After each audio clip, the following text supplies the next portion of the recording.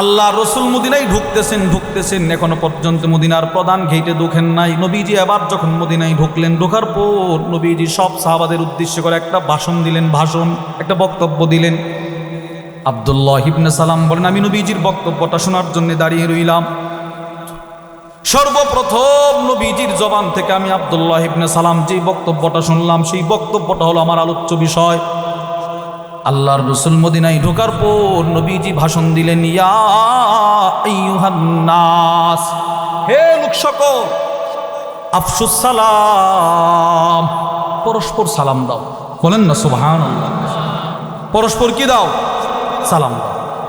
এরপরে রাসূল বলেন, ওয়া আতইমুত তাআম, অনাহারীকে খাবার খাওয়াও। এখনের কথাগুলো খেয়াল করেন। সালাম দাও শেষ। এখন নবীজি কয়েকটা কথা বলবে, এই কথাগুলো আপনারা বলবেন এটা কোন ইবাদতের কথা নবীজি বলতেছেন। এক নাম্বার নবী বলেন আতইমুত তাআম, অনাহারীকে খাবার খাওয়াও। এবার বলেন ব্যক্তিগত, পারিবারিক না সামাজিক? বাহ, ব্যক্তিগত, পারিবারিক তো কি? আচ্ছা, ওয়াসিলুল আরহাম, আত্মীয়তার বন্ধন ঠিক রাখো। কি? কোন ইবাদত? সবাই বলেন না কোন ইবাদত? সামাজিক। তাহলে এবার আপনারা বোঝেন, মক্কি জিন্দিগিতেও নবীজি সামাজিক ইবাদতের গুরুত্ব দিতেন, মদনী জিন্দিগিতেও আল্লাহর রসুল সামাজিক ইবাদতের গুরুত্ব বুঝিয়েছেন। এর মানে আল্লাহর রসুল মদিনায় ঢুইকাই বলতে লাগলেন, তোমরা আত্মীয় স্বজনের সাথে ভালো আচরণ করো। আতইমুত তাআম, অসহায় মানুষকে খাবার খাওয়াও। সুবহানাল্লাহ বলেন না। এবার আল্লাহর রসুল শুধুই মাত্র ঘোষণা করেই শেষ না, এবার নবীজি মদিনার জিন্দিগিতে কখনো কখনো হাজিরা নিতেন। হাজিরা বুঝেন? নবীজি একটা আদেশ করছে, আদেশটা কে কে পালন করছে এটা নবীজি কখনো হাজিরা নিতেন। মুসলিম শরীফের বর্ণনা, ওয়ান আবি হুরায়রা রাদিয়াল্লাহু তাআলা আনহু ক্বাল, হযরত আবু হুরায়রা রাদিয়াল্লাহু তাআলা আনহু থেকে বর্ণিত, তিনি বলেন, ক্বালা রাসূলুল্লাহ সাল্লাল্লাহু আলাইহি ওয়াসাল্লাম, আল্লাহ রাসূল একদিন ফজরের নামাজের পর সাহাবাদেরকে বসিয়ে প্রশ্ন করলেন। এক নাম্বার, মান আসবাহা মিনকুমুল ইয়াউমা সাইমা, আমার সাহাবারা তোমাদের মধ্যে কে আজকে রোজা রেখেছো? ক্বালা আবু বকর আনা, সিদ্দিক আকবর দাঁড়ায় বলে আমি রাখছি। সুবহানাল্লাহ, এটা মুসলিম শরীফের বর্ণনা। আচ্ছা, এবার রোজা, এরপরে নবীজি দেখেন কি হাজিরা নিতেছে। এখন আপনারা বলবেন এটা কোন ইবাদত? প্রথমটা তো ব্যক্তিগত ইবাদত বুঝলাম, এরপরে নবীজি কি বলে জানেন? ওয়ামান আতআমাল ইয়াউমা মিনকুম ওয়ামান আতআমা মিনকুমুল ইয়াউমা মিসকিনা, আজকে তোমাদের মধ্যে কোনো না কোনো অসহায়কে খাবার কে খাইয়েছো? ক্বালা আবু বকর আনা, সিদ্দিক আকবর দাঁড়ায় বলে আমি খাওয়াইছি। সুবহানাল্লাহ। ওয়ামান আদা মিনকুমুল ইয়াউমা মারিদা, আজকে তোমাদের মধ্যে কোনো না কোনো রোগী দেখার আমল কে করছো? সিদ্দিক আকবর দাঁড়ায় বলে আমি করছি। সুবহানাল্লাহ। ওয়ামান তাবিআ মিনকুমুল ইয়াউমা জানাজা, আজকে তোমাদের মধ্যে কোনো না কোনো একজন মানুষের জানাজা কে পড়েছো? সিদ্দিক আকবর দাঁড়ায় বলে আমি পড়ছি। এবার রোজা বাদ দেন, বাকি তিনটা প্রশ্ন, তিনটা কি ব্যক্তিগত, পারিবারিক না সামাজিক? সামাজিক। এই মানুষকে খাবার কে খাওয়াইছো? সিদ্দিক আকবর বলে আমি। এই কি বলে, অসহায় মানুষ রোগী দেখার আমল কে করেছো? সিদ্দিক আকবর বলে আমি। জানাজা কে পড়েছো? সিদ্দিক আকবর বলে আমি। তাহলে বোঝা গেল আল্লাহর নবী শুধুই মাত্র মদিনায় ঢুকেই গুরুত্ব বোঝায় নাই, নবীজি কখনো কখনো সাহাবাদেরকে হাজিরা নিয়েও সামাজিক ইবাদতের গুরুত্ব বোঝাতেন। সুবহানাল্লাহ বলেন। যেহেতু সিদ্দিক আকবর এমন একজন সাহাবী যিনি প্রতিদিন কোনো না কোনো রোগী দেখার আমল করতেন, খুঁজে খুঁজে বের করতেন, অসুস্থ মানুষ খুঁজে খুঁজে বের করতেন, রোগী দেখার আমল করতেন। এই জন্যে আল্লামা ইমাম ইবনুল কাইয়িম রাহিমাহুল্লাহ তার বিখ্যাত কিতাব ইদাতুস সাবিরিন ওয়া দাখিরাতুশ শাকিরিন, ওই কিতাবের মধ্যে লেখেন, হঠাৎ একদিন সিদ্দিক আকবর নিজে অসুস্থ হয়ে গেলেন। মদিনার সব মানুষ একসাথে ওনাকে দেখার জন্য চলে গেল। কিরে, যেই লোকটা আমাদের খোঁজখবর রাখতো সে আজকে অসুস্থ, সবাই গেছে ওনারা দেখার জন্য। ইমাম আহমদ ইবনে হাম্বলের উদ্ধৃতি দিয়ে বর্ণনা করছে। এবার সকলে গিয়ে বলে, আলা নাদউ লাকাত তাবিব, হে আবু বকর আপনার জন্য কি ডাক্তার নিয়ে আসবো? সিদ্দিক আকবর বলে, ডাক্তার আমারে দেখেছে। আচ্ছা, ডাক্তার কি বলছে আপনাকে? ওষুধ কি লিখছে? ডাক্তার আমাকে বলছে ফাআলুল লিমা ইউরিদ, ডাক্তার বলছে আবু বকর অসুস্থতা দিয়েছি আমি, সেই অসুস্থতা নেওয়ার মালিকও আমি। সুবহানাল্লাহ। তাহলে আমরা দুইটা হাদিস থেকে বুঝলাম নবীজি সামাজিক ইবাদতের গুরুত্ব মদনী জিন্দেগিতেও দিতেন না। এবার আসুন, সামাজিক ইবাদত অনেকগুলো আছে। সামাজিক ইবাদত যেহেতু মাদ্রাসার সম্মেলন, এই দিকে লক্ষ্য রেখে আমি শুধু একটা পয়েন্ট আপনাদের সামনে বলে শেষ করে দেব। সামাজিক ইবাদতগুলোর ভিতরে একটা হলো প্রতিবেশী। বলেন একটা কি? আমরা কিন্তু সমাজে চলতে গেলে আমাদের প্রত্যেকের প্রতিবেশী আছে না নাই? বলে না সবাই, আছে না নাই? আচ্ছা, প্রতিবেশী কে? প্রতিবেশীর সীমানা কদ্দূর? প্রতিবেশীর হক কি? এক নাম্বার, প্রতিবেশী কে? এই প্রশ্নের জবাবে এটা কিতাব আছে, আল জার হুকুকু ওয়া আনওয়াউ, ওই কিতাবের মধ্যে লিখছে যে আপনার পাশে যার বসবাস বৈধভাবে, অবৈধভাবে না। আমাদের বাংলাদেশে আলহামদুলিল্লাহ প্রায় সকল মানুষই বাপ দাদার সম্পত্তির উপরে সকলের বসবাস। এমন না যে অবৈধভাবে কেউ আপনার পাশে এসে বাড়ি করছে, না, বৈধভাবে যারা আপনার পাশে থাকে সে আপনার প্রতিবেশী। দ্বিতীয় প্রশ্ন, হুজুর প্রতিবেশীর সীমানা কদ্দূর? এটার তিনটা উত্তর মনে রাখবেন। এক নাম্বার, ইমাম বুখারী রাহিমাহুল্লাহ তার বিখ্যাত কিতাব আল আদাবুল মুফরাদের মধ্যে নিয়ে আসছে, হযরত হাসান রাদিয়াল্লাহু তাআলা আনহু বলেন, প্রত্যেক মানুষের ঘর থেকে তার সামনের 40টা ঘর তার প্রতিবেশী, পিছনের 40টা ঘর তার প্রতিবেশী, ডান দিকে 40টা ঘর, বাম দিকে 40টা ঘর, এই হলো মোট 160টা ঘর তার প্রতিবেশী। এটা কত নম্বর কথা? এক নাম্বার অভিমত, মানে প্রতিবেশীর সীমানা কদ্দূর। 2 নাম্বার, মান সামিআন নিদা ফাহুয়া জারু, আপনি আপনার ঘরে আপনার বাসায় বসে ডাক দিছেন, আল্লাহ একটা ডাক দিছেন আর কি, অথবা যে করে একটা ডাক দিছেন, আপনার এই ডাকের আওয়াজ যারা যারা শুনবে এরা আপনার প্রতিবেশী। 3 নাম্বার যে সংজ্ঞাটা, এটা আমার কাছে খুব পছন্দের, আশা করি আপনাদেরও পছন্দ হবে। তাফসীরে কুরতুবীর মধ্যে এসেছে, হযরত আলী রাদিয়াল্লাহু তাআলা আনহু বলেন, মান সাল্লা মাআকা সালাতাস সুবহি ফিল জামাআ, যে ব্যক্তি আপনার সাথে আপনার মহল্লার মসজিদে ফজরের নামাজ পড়বে কেবলমাত্র তারাই আপনার প্রতিবেশী। তাহলে এটা কিন্তু অনেক সুন্দর। 40 ঘর হলে তো অনেক বেশি হয়, আবার আওয়াজ দিলে শুধু নিজের পরিবার, কিন্তু এইটা অনেক সুন্দর। ফজরের নামাজ যারা আপনার সাথে পড়বে শুধু তারা আপনার প্রতিবেশী। তাহলে প্রতিবেশী কি, সীমানা কদ্দূর, এটা আমরা বুঝতে পারলাম। এবার প্রতিবেশীর হকের মধ্যে সর্বপ্রথম হক হলো, আপনার আশেপাশে যারা বসবাস করে তারা যদি কখনো খাবারের কষ্ট করে, আপনি তাদেরকে খাবারের ব্যবস্থা করে দিবেন আপনার সাধ্যমতো, পুরোটা দিয়ে না, আপনি আপনার সাধ্যমতো করে দিবেন। এটা নবীজির শিক্ষা, সাহাবাদের শিক্ষা, তাবিঈদের শিক্ষা। নবীজির শিক্ষা এর দৃষ্টান্ত বুখারী শরীফের বর্ণনা, আন্না রাজুলান আতান নবী সাল্লাল্লাহু আলাইহি ওয়াসাল্লাম, এক ব্যক্তি নবীজির দরবারে আসলো, এসে বলতে লাগলো, ইয়া রাসূলুল্লাহ, ওগো আল্লাহর রাসূল, কদ আসাবানিল জাহাদ, পেটে বড় খিদা। ওগো আল্লাহর নবী, 2 দিন 3 দিন হয়ে গেল আমার পেটে কোনো খাবার নাই, বড় খিদা নিয়ে আপনার দরবারে আসলাম, কিছু খাবারের ব্যবস্থা করে দেন। এবার নবীজির শিক্ষাটা দেখেন, ফাবাসা ইলা নিসাই, আল্লাহর নবী একজন সাহাবীকে ডাক দিলেন, এদিকে আসো, আমার যত বিবির ঘর আছে প্রত্যেকটা বিবির ঘরে তুমি তালাশ করে দেখো কার ঘরে কি খাবার আছে, আমি আমার প্রতিবেশীকে খাবার খাওয়াইতে চাই। সুবহানাল্লাহ বলেন না। একজনকে পাঠাই দিছে, ওই বেচারা নবীজির 11 বিবির ঘরে ঘুরছে। আম্মা জান, নবীজি পাঠাইছে, কোনো খাবার আছে কি? না, খাবার নাই। আপনার ঘরে আছে? নাই। এবার ওই বার্তাবাহক নবীজির দরবারে এসে বলতে লাগলো, ওগো আল্লাহর নবী, আপনার সব বিবিদের বক্তব্য একটাই, ফাকুলনা মা মা'না ইল্লাল মা। নবীজির বিবিরা বলেন, আমাদের ঘরে পানি ছাড়া আর কোনো খাবার নাই।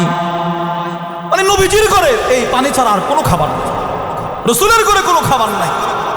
আবু দাউদ শরীফের বর্ণনা, আম্মা জানা আয়েশা সিদ্দিকা রাদিয়াল্লাহু তাআলা আনহা বলেন, 1 মাস নয়, 2 মাস নয়, 3টা চাঁদ দেখছি নবীর ঘরে খেজুর আর পানি ছাড়া কোনো খাবার ছিল না।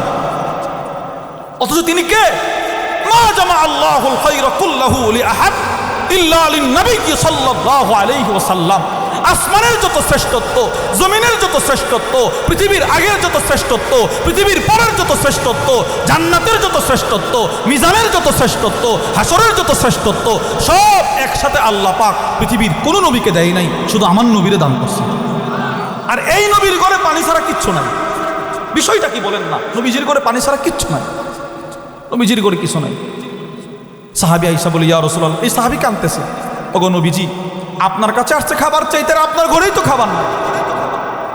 নবীজি সাল্লাল্লাহু আলাইহি ওয়াসাল্লাম নিরুপায় হয়ে একটা ঘোষণা করছে, মাই ইউদিফু হাদা আও ইয়াদুম্মু হাদা, আমার এই সাহাবী তার পেটে বড় খিদা, আমার ঘরে তো কোনো খাবার নাই, তোমাদের কার ঘরে খাবার আছে, কে আছো তারে আজকে একটু মেহমানদারি করাইবা, দাঁড়াও। ফাকাল রাজুলুম মিনাল আনসার, এক আনসার সাহাবী দাঁড়ায় গেলেন, ইয়া রাসূলুল্লাহ, আমি তাকে আজকে মেহমানদারি করাবো, যাও নিয়ে যাও। ফানতালাকা বিহি ইলা ইমরাতিহি, ওই সাহাবী নবীজির সাহাবী মেহমানকে তার বাড়িতে নিয়ে গেল, তার বিবির কাছে গিয়ে বলে, আকরিমি দাইফা রাসূলিল্লাহ, ও বিবি আমার, আজকে তোমার বাড়িতে একজন মেহমান নিয়ে আসছি। আরে আশ্চর্য, বলা নাই কোয়া নাই আপনি মেহমান নিয়ে আসছেন? হ্যাঁ। কোত্থেকে নিয়ে আসছেন? এই মেহমান সাধারণ কোনো মেহমান নয়, এই মেহমান সরাসরি নবীজির মেহমান। সুবহানাল্লাহ, নবীজির মেহমান নিয়ে আসছি, নেন ধরেন। এবার বিবি ঘর থেকে জবাব দেয়, স্বামী, নবীর মেহমান তো নিয়ে আসছেন, দামি মেহমান, কিন্তু এমন একটা দিন নিয়ে আসছেন, মা ইন্দানা ইল্লা কুতুস বিয়ানি, আমাদের ঘরেও তো কোনো খাবার নাই, বাচ্চার অল্প একটু খাবার আছে, এটা ছাড়া কোনো খাবার নাই। পড়ছিনি ভেজাল? স্বামী, নবীজির মেহমান তো নিয়ে আসছেন, মান সম্মান তো সব যাবে। আরে কেন? ও বাচ্চার অল্প একটু খাবার, এটা ছাড়া আর কোনো খাবার নাই, কি করবো আপনি পরামর্শ দেন। সাহাবী তো সাহাবী, প্রতিবেশী, নবীজি পাঠাইছে। সাহাবী নিজের বিবিকে আদেশ করলেন, হাইয়ি তো আমাকি, তোমার বাচ্চা আমার বাচ্চার যে সামান্য খাবারটা আছে ওই খাবারটাই মেহমানের জন্য প্রস্তুত করো। সুবহানাল্লাহ। এবার বিবি জবাব দে, বাচ্চার খাবার যদি মেহমানকে দিয়ে দেওয়া হয় আর বাচ্চা যদি সারা রাত কান্নাকাটি করে, তো কি করবো? কোনাব্বিমি সিবিয়া, নাকি বাচ্চাটাকে আদর করে ঘুম পাড়ায় দাও। সুবহানাল্লাহ। বাচ্চাকে ঘুম পাড়াও, বাচ্চার খাবারটা মেহমানের জন্য প্রস্তুত করো। যেমন স্বামী তেমন বিবি, হাইয়া আত্মামাহা ওয়া নাব্বামাত সিবিয়ানাহা। বুখারীর বর্ণনায় আসছে, ওই মহিলা সাথে সাথে মেহমানের জন্য বাচ্চার খাবারটা প্রস্তুত করলেন, নিজের বাচ্চাটাকে নিজে আদর করে ঘুম পাড়ায় দিলেন। এবার স্বামী বলতে লাগলেন, বিবি আমার, অল্প একটু খাবার যদি মেহমানকে তুমি দাও, তো মেহমান নিশ্চিত আমাকে জোরাজোরি করবে, আপনিও বসেন, আপনি না বসলে আমি খাবো না, তো বেকায়দায় পড়বো, তো কি করব? তুমি 2টা প্লেটে খাবার বাড়বা, একটা প্লেটে খাবার দিবা আর একটা প্লেট খালি রেখে দিবা, খালি প্লেটটা তুমি আমাকে দিবা আর খাবারের প্লেটটা আমি মেহমানকে দিয়ে দিব। সুবহানাল্লাহ। বিবি প্রশ্ন করে, আরে আজীব, সে দেখবে না? সে তো দেখে ফেলবে। স্বামী বলে, না, তুমি খাবারের প্লেটটা দেওয়ার সময় ঘরের প্রদীপটা নিভাইয়া দিবা, আলোটা নিভাইয়া দিবা, অন্ধকার হয়ে যাবে, তো আমি খালি প্লেট নিয়ে অভিনয় করব আর মেহমান খাবে। যেমন যেমন বলেছে স্ত্রী তেমন তেমন করেছে। খাবার বাড়ছে, একটাতে খাবার দিছে আরেকটা খালি দিয়ে দিছে স্বামী। দেওয়ার পূর্বে সুম্মা কামাত, বুখারীর বর্ণনায় আসছে, মহিলাটা দাঁড়াইছে, কাআন্নাহা তুসলিহু সিরাজাহা, এই একটা মনোভাব নিয়ে দাঁড়াইছে, প্রদীপটা ঠিক করবে, ঠিক করার মনোভাব দিয়ে ফু দিয়ে নিভাইয়া দিছে, পুরা ঘর অন্ধকার। নবীজি সাল্লাল্লাহু আলাইহি ওয়াসাল্লামের সাহাবী খালি প্লেটটা হাতে নিয়ে চপচপ করে আওয়াজ করে অভিনয় করতেছে, আর মেহমান খাবার খাইতেছে, মেহমানের পেট ভরে গেছে। হাদিসে পাকে আছে, স্বামী, স্ত্রী, তার সন্তান 3 জন পুরোটা রাত পেটের খিদা নিয়ে কাটাইছে। প্রতিবেশীর হক। ফালাম্মা আসবাহা গাদা ইলা রাসূলিল্লাহি সাল্লাল্লাহু আলাইহি ওয়াসাল্লাম, পরের দিন যখন সকাল হয়ে গেল, দুজন সাহাবী, মেহমান মেজবান, মেহমান মেজবান, দুজন নবীজির দরবারে গেল ফজর নামাজ পড়ার জন্যে। ফজরের নামাজ পড়ার পর আল্লাহর রসুল সাহাবীর দিকে, মেহমানের দিকে তাকাইছেন, একবার মেজবানের দিকে তাকায়, মেজবানের দিকে তাকায়া নবীজি মুস্কি মুস্কি হাসি শুরু করে দিলেন। নবীজি বুঝে ফেলছে। আল্লাহর রসুল বলেন, সাহাবী, তুমি গত রাত্রে যে অভিনয়টা করেছো, তোমার অভিনয় দেখা স্বয়ং আল্লাহ আরশ থেকে মুস্কি মুস্কি হেসেছে। সুবহানাল্লাহ। দহিকাল্লাহ, আল্লাহ হাসিছে, আল্লাহ হাসছে, হেসে দিছে তোমার অভিনয় দেখা, তোমার বিবির অভিনয় দেখা। ইয়া রাসূলুল্লাহ, তাই নাকি? কহা, শুধু হাসে নাই, আল্লাহ পাক তুমি আর তোমার বিবির শানে কোরআনের একটা আয়াত পর্যন্ত নাজিল করে দিয়েছে। প্রতিবেশীর হক। এই হাদিস থেকে আপনারা কি বুঝলেন? এক লোক পেটের খিদা নিয়ে নবীর কাছে আসছে, নবীজি প্রথমেই বলছে, কে আসো তারে খাবার খাওয়াইবা নাকি? বলেন না, না নবীজি আগে নিজের ঘরে পাঠাইছে, নিজের ঘরে পাঠাইছে কিনা বলেন না? কেন পাঠাইছে? আমাদের কি শিক্ষা দিছে? তোমার কাছেও কোনো অনাহারি আসলে, পেটের খিদা নিয়ে কেউ আসলে, তুমিও তাকে নিজের ঘরে নিয়ে যাইবা, এই যত সামান্য যা পাইবা ওইটা দিয়ে মেহমানদারি করবা। তাহলে প্রিয় ভাইয়েরা আমার, এই হাদিস থেকে আমরা বুঝতে পারলাম নবীজির শিক্ষা প্রতিবেশীকে সাধ্যমতো খাবার খাওয়ানো। সাহাবাদের দৃষ্টান্ত এই হাদিস থেকেও আমরা পাই। আরেকটা হাদিস আছে, নবীজি সাল্লাল্লাহু আলাইহি ওয়াসাল্লাম, বুখারীর বর্ণনা, নবীজি একদিন বললেন, ক্বালা রাসূলুল্লাহ সাল্লাল্লাহু আলাইহি ওয়াসাল্লাম, আল্লাহর নবী বলেন, মান কানা ইনদাহু তুআমুসনাইন ফালইয়াযহাব বিসালিসিন। ও মদিনার সাহাবারা, তোমাদের যাদের ঘরে দুইজনের খাবার আছে, দুইজনের, বলেন কয়জনের? দুইজনের খাবার আছে, তোমরা তৃতীয় একজন আমার মাদ্রাসার একটা ছাত্রকে নিয়ে খাওয়াইবা। সুবহানাল্লাহ বলেন না? তোমাদের যাদের ঘরে চারজনের খাবার আছে, পঞ্চম একজন আমার মাদ্রাসার ছাত্রকে খাওয়াইবা। তোমাদের যাদের ঘরে 6 জনের খাবার আছে, সপ্তম একজন আমার মাদ্রাসার ছাত্রকে নিয়ে খাওয়াইবা। প্রশ্ন হলো, হুজুর নবীজির আবার মাদ্রাসা ছিল নাকি? হ্যাঁ, নবীজির মাদ্রাসা ছিল। আজও যদি আপনি উমরার জন্য যান, হজের জন্য যান, তখন আপনি রওদাতুম মিন রিয়াদিল জান্নাহ যখন ঢুকবেন, হাতের বাম পাশে পুরো মসজিদের ফ্লোর থেকে, নববীর ফ্লোর থেকে 1-1.5 হাত উঁচু একটা জায়গা আছে, মাদ্রাসাতুস সুফা। ওখানে নবীজি সাহাবাদেরকে পড়াইতেন। এবার ওই মাদ্রাসায় যারা পড়াশোনা করতেন, অধিকাংশ সাহাবা ইকরাম ছিল অসহায়, হতদরিদ্র। এদের খাওয়া দাওয়ার কোনো ব্যবস্থা ছিল না। দিনের পর দিন নবীজির দরবারে, নবীজির সহবতে পড়ে থাকত ইলম শিখার জন্য। এই পুরা ঘটনা আল্লামা আবু বকর ইবনু আবিদ দুনিয়া তার বিখ্যাত কিতাব কিরাত দয়ফের মধ্যে লিখেছেন। কিরাত দয়ফ ওনার একটা কিতাবই আছে, মেহমানদারি, কিতাবের নামই মেহমানদারি।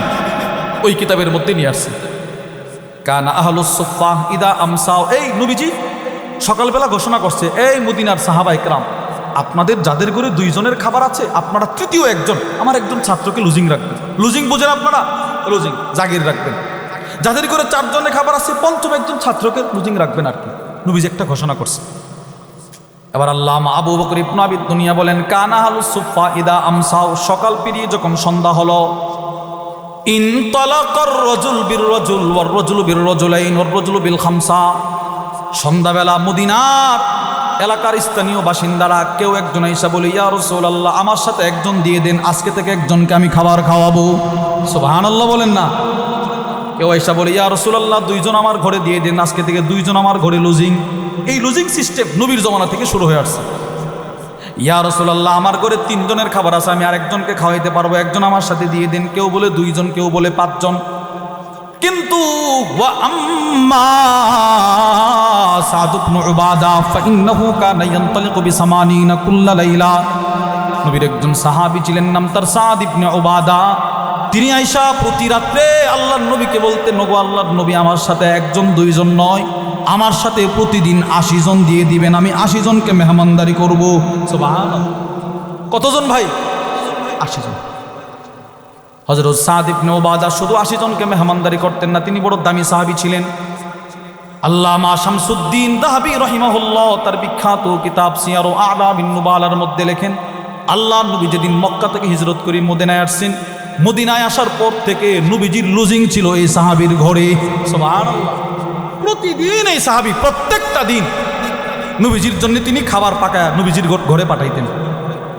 তিনি সব সময় বলতেন, ওনার একটা খাবারের পাত্র ছিল, আমরা যে খাবার প্লেট দিয়ে খাবার খাই, তিনি একটা প্লেট নিয়ে বলতেন, আমার এই প্লেট, খাবারের প্লেটটা আলহামদুলিল্লাহ নবীজির 11 জন বিবির ঘরে ঘোরাফেরা করছে। কি বুঝছেন? মানে নবীজি যখন যেই ঘরে, যেই বিবির ঘরে, ওনার খাবারও পৌঁছে যেত সেই বিবির ঘরে। নবীজির লুজিং রাখছেন, তিনি খাবার খাওয়াইতেন প্রতিদিন। এবার তিনি 80 জন সাহাবীকে ঘরের ভিতরে মেহমানদারি করতেন। ওই কিতাবের মধ্যে আসছে 80 জন সাহাবী ওনার ঘরে মেহমানদারিতে শরীক হয়, আর তিনি এই ফাঁক দিয়ে ঘরের ছাদে ওইটা দাঁড়াইতেন। দাঁড়ায় বলতেন, মান আহাব্বা শাহমান ওয়া লাহমা ফালিয়াতি সাদ ইবনে উবাদা। ও মদিনার অসহায় মানুষ, তোমরা যারা আছো, যারা আমার প্রতিবেশী, তোমরা যারা বছরের পর বছর ভালো ভালো খাবার খাইতে পারো না, গোশত খাইতে পারো না, উটের গোশত খাইতে পারো না, দুম্বার গোশত খাইতে পারো না, তোমাদের জন্য 24 ঘন্টা আমি সাদ ইবনে উবাদার ঘরের দরজা খোলা। সুবহানাল্লাহ। যেই যখন মনে চাও আমার ঘরে আসতে পারো, কোনো বাধা নাই। কোনো বাধা নাই। আপনি লজিং রাখতে পারেন না, তো আপনি মাদ্রাসায় 2 বস্তা চাউল দিয়ে দিবেন। ওই সাহাবাদের যুগের একটা আমল, একটা নকল আপনি আপনার সাথেও করলেন। সাহাবা ইকরাম নবীজি যে আমল করত, সাহাবা ইকরাম হুবহু ওই আমলটা করত। আশ্চর্যের কথা শুনেন, একটা কিতাব আছে আল ইফসাহ আন মাআরিস সিহা, ওই কিতাবের মধ্যে আছে হযরত আব্দুল্লাহ ইবনে ওমর নবীজি যখন যা করত, যেভাবে করত, সব তিনি ওইভাবে করতেন। এমনকি নবীজি জীবন একটা গাছের নিচে একবার বসছিল, একটা গাছের নিচে বসছে, ওই কিতাবের মধ্যে আছে। সাহাবী আব্দুল্লাহ ইবনে ওমর প্রতিদিন ফজরের পরে গিয়ে ওই গাছটার নিচে বসতেন। শুধু বসতেন না, তিনি এই গাছের গোড়ায় পানি ঢালতেন। কেন? এই গাছটা যেন না মরে যায়, গাছটা যতদিন জীবিত থাকবে আমি নবীর মতো একটা আমল আয়েশা গাছের নিচে বসে বসে করতে পারবো। ওই কিতাবের মধ্যে আছে। নবীজি বলছেন আমার মাদ্রাসা, আমার মাদ্রাসা মানে নবীজির ঘর। মাদ্রাসা কার ঘর বলে না সবাই? কার ঘর? নবীজির ঘর। তো মাদ্রাসায় যারা পড়ে তারা কার মেহমান বলে না সবাই? কার মেহমান? নবীজির মেহমান। নবীজির মেহমান। আপনার 5 বস্তা চাউল, আপনার 2 বস্তা ডাল, আপনার 10 কিলো গোশত, আপনার এই মাসে মাসে কিছু দেওয়া, এই মাদ্রাসায়, এই মাদ্রাসাগুলোর বোর্ডিংয়ে কিছু দেওয়া, সরাসরি নবীর মেহমানকে আপনি সম্মান করা। হাসরের ময়দানে এটা আপনার নাজাতের উসিলা হতে পারে, এটা আপনার নাজাতের উসিলা হতে পারে ইনশাআল্লাহ। আমরা এই আমলটা করবো তো ইনশাআল্লাহ? বলেন ইনশাআল্লাহ, বলেন বলেন ইনশাআল্লাহ। তাহলে 1 নাম্বার, প্রতিবেশীকে খাবার খাওয়ান সাধ্য মতো। এমনভাবে না যে পরের দিন আপনি হাত পাততে হবে, না, আপনি আপনার সাধ্য মতো খাবার খাওয়াবেন। 2 নাম্বার, প্রতিবেশী অসুস্থ হলে তাকে দেখতে যাওয়া। প্রতিবেশী, এবার প্রতিবেশীকে আমরা আগে শুনছি সীমানা কদ্দু, আগে শুনছি নিকট আত্মীয়, আগে নিকট আত্মীয়, এরপরে দূরবর্তী আত্মীয়। কুরআনুল কারীমে সূরাতুন নিসার মধ্যে আল্লাহ স্পষ্ট বর্ণনা করে দিয়েছেন।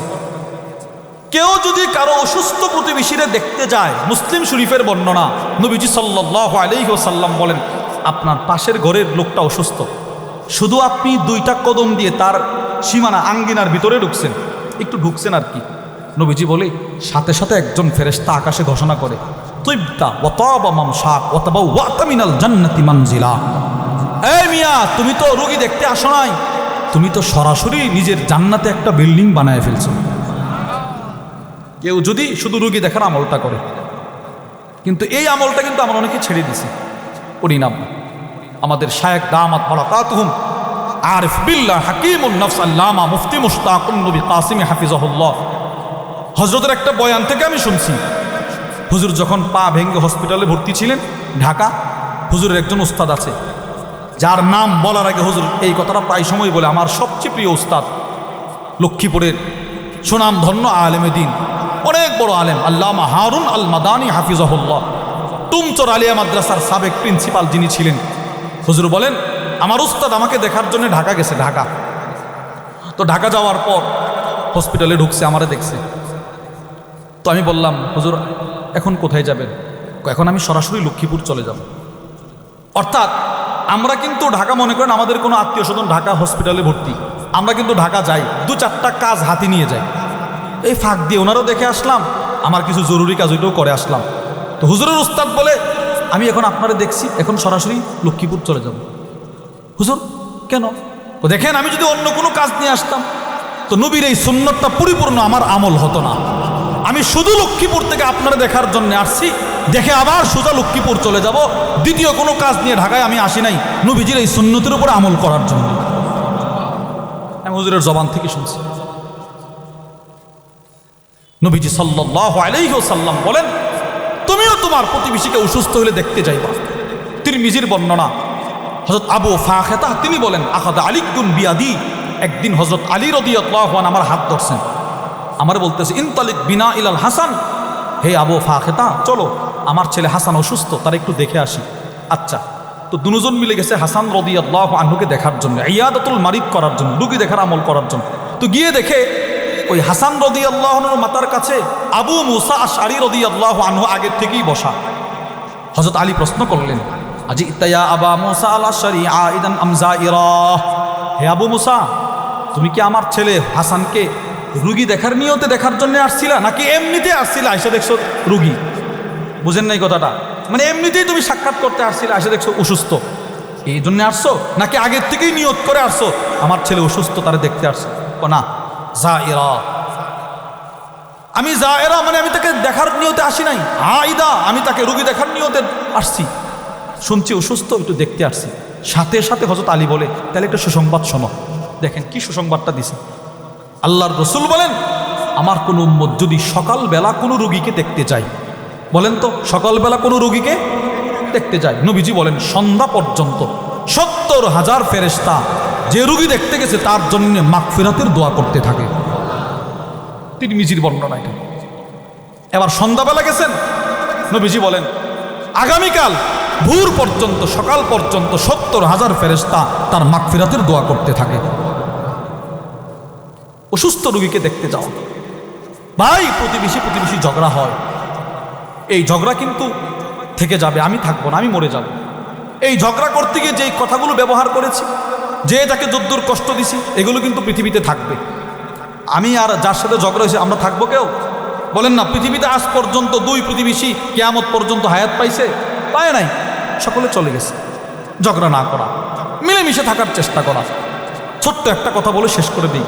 আল্লামা ইবনু হাজার মাক্কি তার বিখ্যাত কিতাব আজ-জাওয়াজির আন ইফতিরাইল কাবাইর একটা কিতাব আছে ওনার, ওই কিতাবের মধ্যে লিখেছেন বিশ্ববিখ্যাত বুজুর্গ হযরত সাহল ইবনে আব্দুল্লাহ আত-তাসতুরি রাহিমাহুল্লাহ, অনেক বড় বুজুর্গ, যেই বুজুর্গ নামাজের মধ্যে যখন তেলাওয়াত করতেন তখন দেখতেন রব যেন ওনাকে জান্নাতের সারা এবং তহরা পান করাচ্ছে। ওনার একটা তাফসীরের কিতাব আছে, তাফসীরুত তাসতুরি, আমার কাছে আছে, ছোট্ট একটা তাফসীরের কিতাব। ওই কিতাবে সূরাতুদ দাহার, যার অপর নাম সূরাতুল ইনসান, সূরাতুল আবরার, সূরাতুল আমসাজ, ওই সূরার তাফসীর ওয়াসাকাহুম রাব্বুহুম শারাবান তাহুরা, এই আয়াতের ব্যাখ্যায় ওনার ছাত্ররা লেখছে। আমরা কখনো কখনো উস্তাদের পিছনে নামাজ পড়তাম, উস্তাদ নামাজ পড়াইতেন এই সাহল ইবনে আব্দুল্লাহ আত-তাসতুরি। নামাজের সময় যখন তিনি কখনো এই সূরা পড়তেন, এই আয়াতটা যখন তেলাওয়াত করতেন, তখন আমরা দেখতাম ইনি যেন জিহ্বা দিয়ে নিজের টুট চেটে চেটে কি খাচ্ছেন। সুবহানাল্লাহ। নামাজ শেষ করার পর আমরা বলি উস্তাদ আপনি নামাজের সময় এই আয়াতটা পড়লে যেন কি খান, কি খাচ্ছিলেন? কিছু একটা খাচ্ছিলেন আমাদের কাছে মনে হয়। তো হযরত সাহল ইবনে আব্দুল্লাহ আত-তাসতুরি চোখের পানি ছেড়ে দিয়ে বলে, শোনো, আমি যখন এই আয়াতটা তেলাওয়াত করি, আয়াতের অর্থ হলো আল্লাহ পাক জান্নাতীদেরকে জান্নাতের সবচাইতে সুমিষ্ট পানীয় শারাবান তহরা নিজের কুদরতি হাতে পান করাবে। আমি যখন এই আয়াতটা তেলাওয়াত করি তখন আমি দেখি আমার রব আমাকে শারাবান তহরা পান করাচ্ছে। এবার দুই খাইলে, দুধ পান করলে আমাদের ঠোঁটের দিকে লেগে থাকে না বলেন? শরবত পান করলে কিন্তু দেখবেন এখানে একটু মিষ্টি অনুভব হয়। শারাবান তহরা আমি পান করছি। কিভাবে মুখের বাইরে যেগুলো লেগে আছে এগুলোকে ছেড়ে দিই, আমি এগুলো পর্যন্ত খাওয়ার জন্য একটু নামাজে এগুলো করি। এত বড় বুজুর্গ। তো তিনি ওই কিতাবের মধ্যে আছে কানা লাহু জারুন মাজুসিয়ুন, ওনার এক প্রতিবেশী ছিল অগ্নিপূজক মুশরিক। তো সে প্রতিদিন এই আল্লাহর বান্দারে কষ্ট দিত। কষ্টটা কিভাবে দিত? তার বাড়িটা ছিল ওই মাজুসির বাড়ি ছিল একটু উঁচু ভূমিতে, আর ওনার বাড়ি ছিল একটু নিচু ভূমিতে। তো সে তার বাড়ির সব মালামাল, ময়লা আবর্জনা তার বাড়ির আঙ্গিনাতেই রাখে, কিন্তু এমন একটা ভাবে রাখে যে এই সারা রাত্রে এইগুলো পরে পরে ওই বুজুর্গের বাড়িতে ভরে যায়। আর উনি আল্লাহর ওই বান্দা, ইনি সকালবেলা ওইটা সবগুলো ময়লা পরিষ্কার করে, কোনো দিন কোনো ঝগড়া করে না। সে ওনারে কষ্ট দেয় আর আল্লাহর বান্দা সবগুলো পরিষ্কার করে।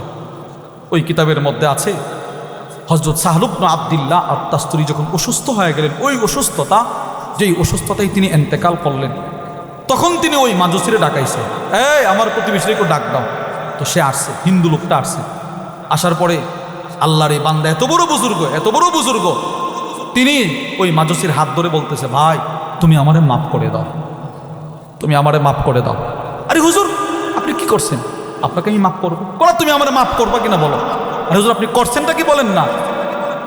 আমি কিছু করি নাই, আমার ছেলেরা যদি করে। হুজুর কি করে? ভাই তুমি এতদিন পর্যন্ত যে ময়লা আবর্জনাগুলো আমার উঠানে ফালাইতা, ওইগুলো রাতের অন্ধকারে আমি আমার ছেলে মেয়ে কাউরে দেখাইতাম না, আমি নিজে পরিষ্কার করে নিতাম। আমি এখন অসুস্থ, মনে হয় না পৃথিবীতে আর বেশি দিন আমার সফর আছে, আমি চলে যাব। কিন্তু আমার মৃত্যুর পরে তুমি যদি আবার মহিলাগুলো এখানে রাখো আর আমার বাড়িতে আসে, আমার ছেলে যদি তোমার সাথে ঝগড়া করে, তোমার কটু কথা বলতে পারে, তোমাকে ধমক দিতে পারে, আমি বাবা হয়ে ছেলেদের পক্ষ থেকে তোমার কাছে মাপ চাইতেছি। তো তুমি আমারে মাফ করে দাও, আমার ছেলেগুলোর ব্যাপারে কোনো কষ্ট নিও না। এই বেচারা হতভম্ব হয়ে গেছে। হুজুর আপনি কি বলেন এগুলো? আপনি রাত্রেবেলা এগুলো পরিষ্কার করতেন? কহা। সাথে সাথে আল্লামা ইবনে হাজার মাক্কি তার কিতাবের মধ্যে লেখেন, সাথে সাথে ওই মাজুসি বলে, হুজুর মরার আগে শুধু আপনি একা জান্নাতে যাবেন, আমাকেও নিয়ে যান। আপনি আপনার হাতটা একটু বাড়িয়ে দেন, আমি আপনার হাতে হাত রাখে এই মুহূর্তে কালিমা পড়ে মুসলমান হয়ে যান। প্রতিবেশীর সাথে আচরণটা কেমন ছিল দেখুন। এজন্য প্রিয় ভাইয়েরা আমার, আমরা সমাজে চলতে গেলে প্রতিবেশী নিয়েই চলতে হবে। খারাপ হোক ভালো হোক, আল্লাহর কাছে দোয়া করা। নবীজি দোয়া করছেন, সাহাবা ইকরাম দোয়া করছেন, আপনিও দোয়া করবেন আপনার প্রতিবেশী দ্বারা যেন আপনিও কষ্ট না পান, আপনার দ্বারাও যেন সে কষ্ট না পায়। এই প্রতিবেশী প্রতিহিংসার কারণে এমন অবস্থা হয়েছে, খাটিয়া নিয়ে বের হওয়ার জায়গা নাই, বুঝছেন? লাশ মারা গেছে, লাশ মানে এই পরিমাণ ঝগড়া বিভেদ যে এক বাড়িতে একজন মারা গেছে, ওনার লাশটা নিয়ে বের হওয়া, মসজিদের খাটিয়া ঢোকানোর সুযোগ নেই। ঝগড়ার কারণে এইরকম পরিস্থিতি আমাদের দেশে চলছে। এজন্য প্রিয় ভাইয়েরা আমার, প্রতিবেশীর সাথে ভালো আচরণ করব। বলেন ইনশাআল্লাহ, বলেন ইনশাআল্লাহ। প্রতিবেশীর সাথে ভালো আচরণ করব তো ইনশাআল্লাহ। নবীজি সাল্লাল্লাহু আলাইহি ওয়াসাল্লামের এই হাদিসগুলো থেকে আমরা এই কথাটাই বুঝতে পারলাম, আল্লাহ পাক আমাদেরকে সৃষ্টি করেছেন ইবাদতের জন্য। বলেন ভাই কিসের জন্য? ভাই বলেন না ভাই কিসের জন্য? এবার ইবাদত কত প্রকার? সবাই বলেন কত প্রকার? শুরু শেষ, ফিনিশিং শেষ। ইবাদত কত প্রকার ভাই? 1 নাম্বার, মাশাআল্লাহ সবাই বলেন, আবার বলেন 2, 3 সামাজিক। এবার ব্যক্তিগত ইবাদতের গুরুত্ব ইসলামে নাই, আছে না নাই? ব্যক্তিগত ইবাদতের দৃষ্টান্ত মনে আছে আপনাদের? সুবহানাল্লাহ বলেন না কি? আমার সুবহানাল্লাহ, আমার নামাজ, আমার রোজা, আমার হজ, এই সবগুলো আমার ব্যক্তিগত ইবাদত। এবার 2 নম্বর কি ছিল? পারিবারিক ইবাদত। বলেন 2 নম্বর কি ছিল? এবার পারিবারিক ইবাদতের দৃষ্টান্ত দিয়েছিলাম 2টা। কোনো পরিবারের কর্ণধার তার পরিবারের একটা সদস্যের জন্য যদি 1 টাকাও খরচ করে, আর সে যদি সওয়াবের নিয়ত করে, নবীজি বলেন এটা তার সাদকার সওয়াব। আমরা কিন্তু প্রতিনিয়ত দৈনন্দিন আমরা পরিবারের জন্য শাকসবজি, মাছ, গোশতের বাজার করি, নিয়তটা খালেস করলে সাদকার সওয়াব। দ্বিতীয় দৃষ্টান্ত দিয়েছিলাম, কোনো মুসলমান যদি তার 2টা মেয়েকে মাদ্রাসার পরিবেশে রাইখা অথবা দ্বীনের পরিবেশে রাইখা লালন পালন করতে পারে, ভালো ভালো জামাইয়ের কাছে বিবাহ দিতে পারে, আখলাকওয়ালা বানাইতে পারে, আদবওয়ালা বানাইতে পারে, ওই 2 মেয়ের মা বাপ নবীর সাথে জান্নাতে থাকবে। 3 নম্বর কি ইবাদত ভাই? সামাজিক। বলেন কি ইবাদত? এবার সামাজিক ইবাদতের গুরুত্ব বোঝাতে গিয়ে আমরা প্রথমে 2টা কথা বলছিলাম। নবীজি সামাজিক ইবাদতের গুরুত্ব শুধু মদিনার জিন্দেগিতে বুঝাইছে না, মক্কার জিন্দেগিতেও বুঝাইছে? মক্কার জিন্দেগিতে বোঝানোর 2টা দৃষ্টান্ত। হিরাকেলের সামনে আবু সুফিয়ান নবীজির সামাজিক ইবাদতগুলো তুলে ধরছিল। নবীজি যখন অসুস্থ, কোরআন নাজিল হয়েছিল, তখন আম্মাজান খাদিজাতুল কুবরা রাদিয়াল্লাহু তাআলা আনহা রাসূলকে সামাজিক ইবাদতগুলোর কথা বলেই সান্ত্বনা দিয়েছিল। মক্কি জীবনেও নবীজি সামাজিক ইবাদতের গুরুত্ব বুঝিয়েছেন। এবার মদনী জিন্দেগিতে নবীজি যেদিন মদিনায় প্রবেশ করছেন, ওই দিন নবীজি সর্বপ্রথম সামাজিক ইবাদতের গুরুত্ব বুঝিয়েছেন। রাসূল বলেছিলেন, আত্মীয়তার বন্ধন ঠিক রাখবা, মানুষকে খাবার খাওয়াইবা, মানুষের সাথে ভালো আচরণ করবা, ইহসান করবা। তাহলে আমরা এই সমস্ত কথার দ্বারা বুঝতে পারলাম শরীয়তে ইসলামে সামাজিক ইবাদতেরও একটা গুরুত্ব আছে। আল্লাহ আমাদের সকলকে যেই কথাগুলো বললাম সেই কথাগুলোর উপর আমাকে আপনাকে সকলকে আমল করার তৌফিক দান করেন। বলেন আমিন। আল্লাহ পাক এই মাদ্রাসা সহ নরসিংদী আলহামদুলিল্লাহ অনেক মাদ্রাসা, বড় বড় মাদ্রাসা, আমাদের বাংলাদেশ অনেক মাদ্রাসা, আল্লাহ পাক সমস্ত মাদ্রাসাগুলোকে যত প্রয়োজন আছে আল্লাহ পাক সবগুলো প্রয়োজন আল্লাহর গায়েব থেকে পূর্ণ করে দেন। বলেন আমিন।